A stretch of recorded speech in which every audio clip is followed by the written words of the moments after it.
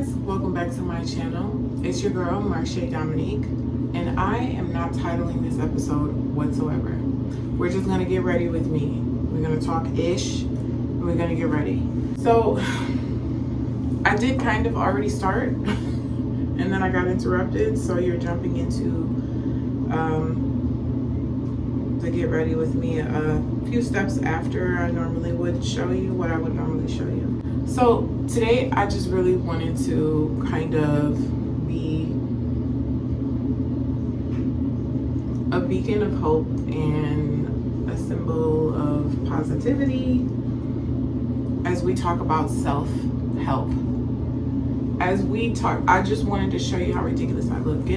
Putting makeup on is so hilarious because you really look crazy and then you don't. It's just trusting the process. Speaking of trusting the process, sorry, okay. Speaking of trusting the process, seriously, I wanted to talk today about mental health, about self-care, taking care of yourself, especially during uncertain times, like the times we are in right now. My channel is not a politically charged space, so I won't be talking about specifics here, but I don't think I need to talk about what's going on. I think it's pretty much everywhere. But what I will do is basically tell you what I think you should be focusing on, especially people who are creators and you are kind of uncertain about what's happening right now with all of our industries. I'm not an expert. I have rebuilt myself through a lot of uncertainty and I'm keeping myself going right now. So I think what I have to say is important. For me, mental health is always at the forefront of everything. And no, I'm not perfect. Yes, I make mistakes. Yes, I'm still learning. Don't throw the book at me. But it is something that I really take seriously. Other people's mental health, children's mental health, my own mental health. I have done therapy. When my son was born, for those of you who don't know, I'm a single mother. I do have a son, and he is 6 years old. When he was born, he was very sick. He was 10 pounds, 5 ounces. And the way it was explained to me was that when he came out into this world, his heart was struggling to keep up with his body. So he was admitted to the NICU. For those of you who don't know, that's an intensive care unit in the hospital wards. All of them have it, for the most part. And that's where sick children go.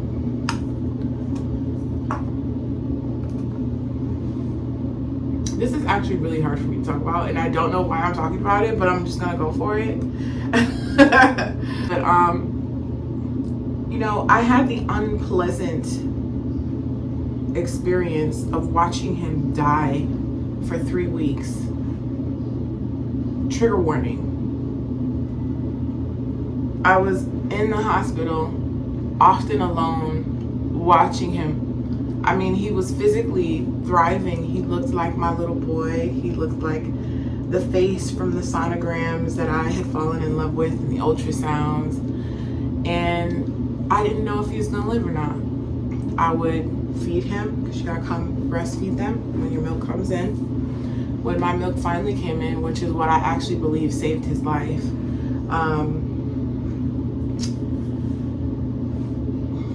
I would feed him 3 hours around the clock, every 3 hours.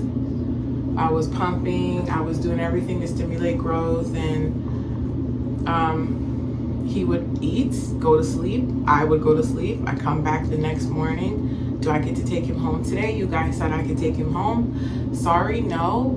His heart stopped in the middle of the night. He turned blue.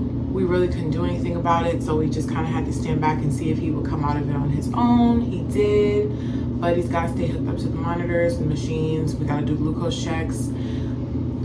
It was like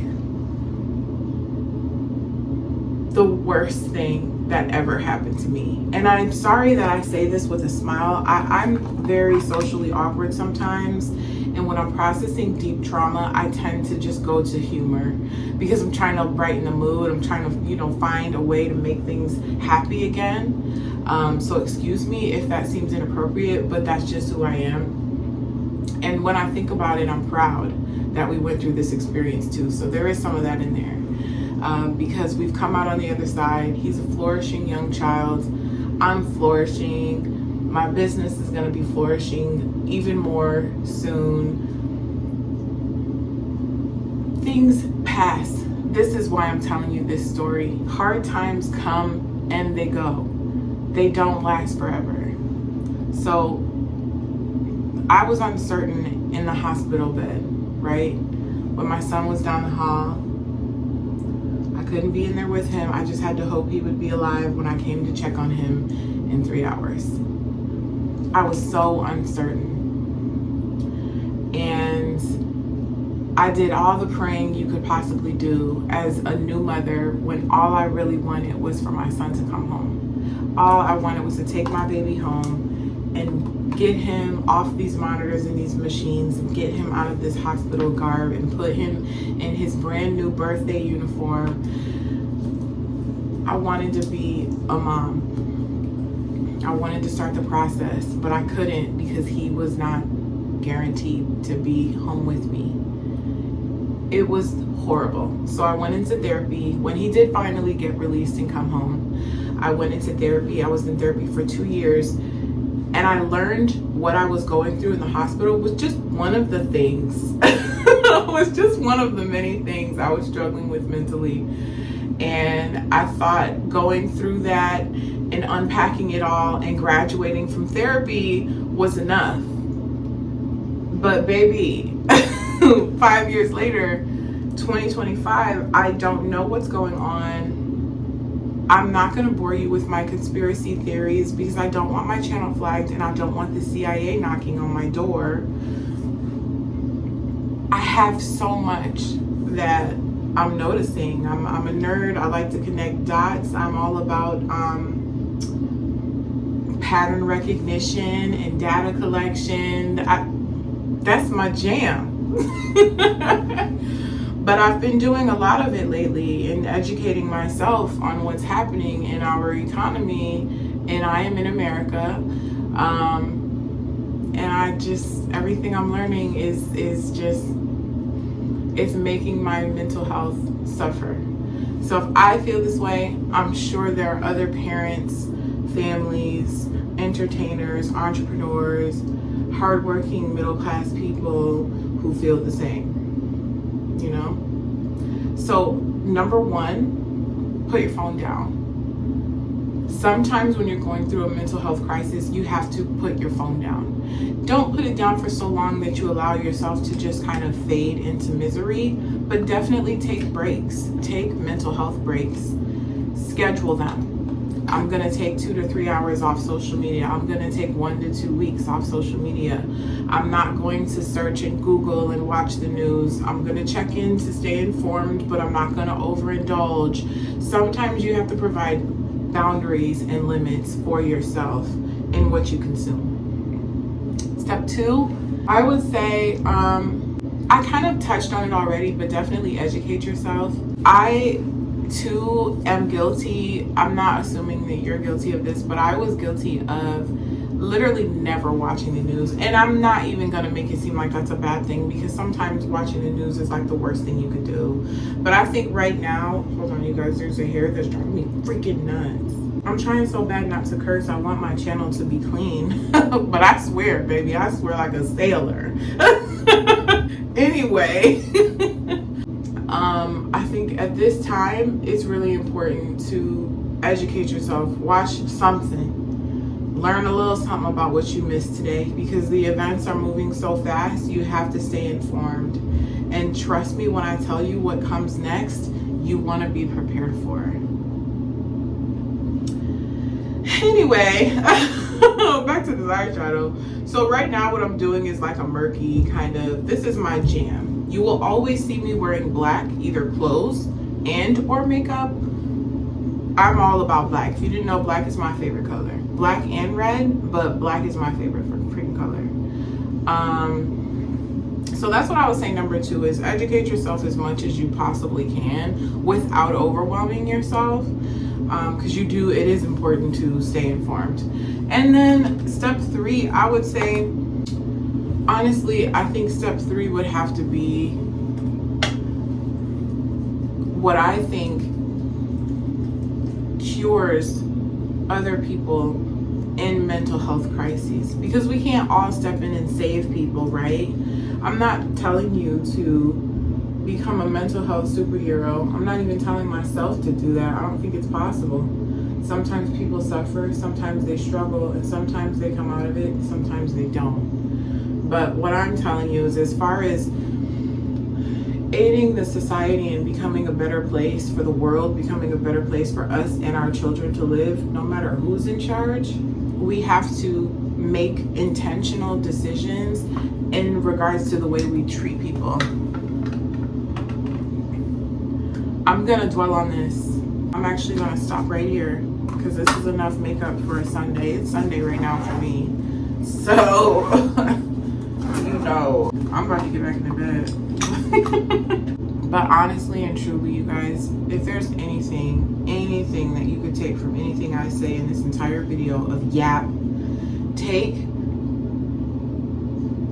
it from me. The cure to hate is love. The cure to hate is love. The only way you can penetrate someone's heart who hates you is to love them. Take with that what you want, do with that what you will. I'm not telling you to go do anything but treat other people right. We are literally being called to do that right now.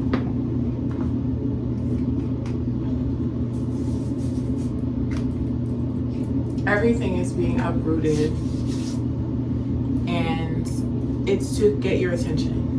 So I'm likening what's happening in America right now to what happens inside of someone's heart and mind and body and soul when they are emotionally and mentally dysregulated.